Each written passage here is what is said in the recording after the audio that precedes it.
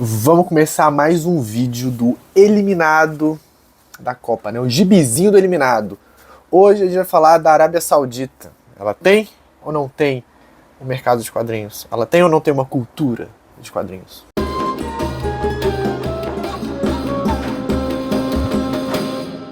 Então, temos pouquíssimo material.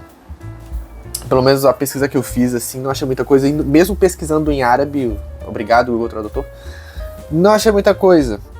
É sério, é bem fechado o mercado ali, né? Mas curiosamente, em 2017 eles fizeram uma Comic Con.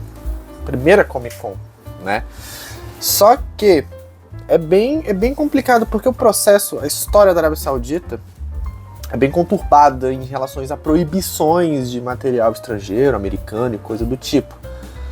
E também, uma curiosidade que teve é que a Arábia Saudita ela faz parte, né, ou fazia, de um rolê que é o panarabismo, que é uma junção dos países árabes. Era tipo uma tentativa de fazer, posso estar bem errado aqui, de fazer tipo um Mercosul, uma união de países da América do Sul, só que fazendo com países árabes. Então Egito, Kuwait, Arábia Saudita, entre outros, entraram nesse processo. Porém, a produção de quadrinhos do Egito e do Líbano era muito mais rico e muito mais cristalizado do que a da Arábia Saudita. Então, consequentemente, a Arábia Saudita, os quadrinhos que chegavam na Arábia Saudita eram de origens egípcias, né, do Kuwait. Então, eles não tiveram uma preocupação ou uma necessidade de fazer uma história, algo do tipo, porque eles recebiam, como a língua árabe é comum nesses países, então produções de países com mais dinheiro, com mais verba, com coisa do tipo, a cultura mais diferente para certas coisas, chegava, né, penetrava na Arábia Saudita, eles não tinham necessidade de produzir de fato naquele território quadrinhos. E foi o que aconteceu, quando você vai pesquisar coisas da Arábia Saudita, mercados, né, quadrinhos da Arábia Saudita, os resultados que vêm sempre são de quadrinhos egípcios, por exemplo. Isso é muito doido e triste também porque, né, limita a produção de quadrinhos locais. Apesar de limitar, eles ainda têm tem tentativa, né, eles têm aquela coisa de pensar um pouco o quadrinho, né, tanto que eles fizeram a Comic Con em 2017. E uma reportagem que eu vi, um cara do Kuwait, ele fez um quadrinho chamado 99 Nomes, né, 99 Names. Que é o seguinte, no islamismo, Alá tem 100 nomes, né, inclusive, esses 100 nomes incluindo Alá, que é o nome mais sagrado. E os personagens desse quadrinho 99 Nomes são 99 personagens com nomes, outros nomes de Alá. E esse gibi é do Kuwait, né, e por algum motivo ele foi proibido na Arábia Saudita. Teve uma reportagem, teve uma certa comoção assim, porque esse quadrinho eles fizeram crossover com personagens da DC. Então, nos 99 Nomes, que é bem encorpado, a estrutura do quadrinho é igual do super-herói americano, tiveram contato desses personagens com Superman e outros personagens da DC.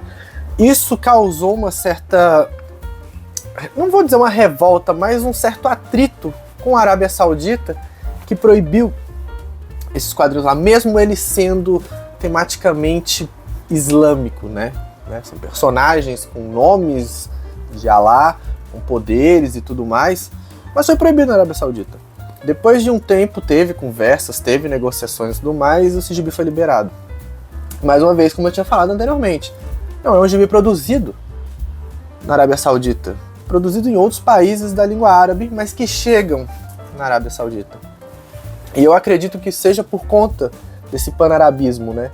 Também existe um pan-islamismo, mas esse sistema árabe, eu acredito que tem influenciado demais esse processo de diminuir a produção, né, ou cessar a produção de quadrinhos da Arábia Saudita, né, saudita no caso, para dar valorização a países árabes que já têm uma produção de quadrinho mais elaborada, como o Egito. Então, basicamente, a Arábia Saudita não faz quadrinhos muito certamente por conta dessa relação pan-árabe e a entrada de material egípcio e coisa do tipo. E uma curiosidade interessante, nos países árabes foram publicados vários mangás do Nagaigo Mazinger Z, tem Mazinger Z em árabe, isso é muito louco. Então o mangá faz sucesso, não sei na Arábia Saudita, mas nos países árabes o mangá fez sucesso, pelo menos na década de 70, quando esse Mazinger Z, né, do Nagai-go, foi publicado em países árabes. Acho que foi publicado no Líbano, se eu não me engano. É isso, muito doido. Mesmo a produção saudita sendo tanto quanto tímida e pouca, nos anos 80 sai uma revista infantil chamada Bassin, não sei como se diz, que fez um sucesso. Eram histórias era uma revista, né, com várias histórias, era voltada majoritariamente, não vou dizer majoritariamente, principalmente, exclusivamente para o público infantil. Mas fora isso, não teve nada muito até agora, pelo que eu encontrei, né? Achei um documento em PDF, só que tá em árabe, eu não consegui ler. Mas até então o que eu consegui foi que essa foi a publicação de maior destaque. Depois dela não teve muita coisa voltada para os quadrinhos, justamente por conta da importação de material árabe de outros países. Mas assim, vou colocar algumas imagens da Bassin, mas fora isso, não tem assim muita coisa significativa. Então é isso, terminamos aqui mais um vídeo sobre o gibizinho do Eliminado, dessa vez Arábia Saudita. Espero que tenham gostado, apesar de não ter tido muita informação sobre quadrinhos, tem essa história interessante de outros países árabes mandarem material pra lá.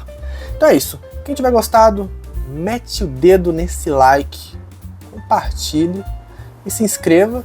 E até o próximo vídeo do Gibizinho do Eliminado. Um beijo, respostas virão.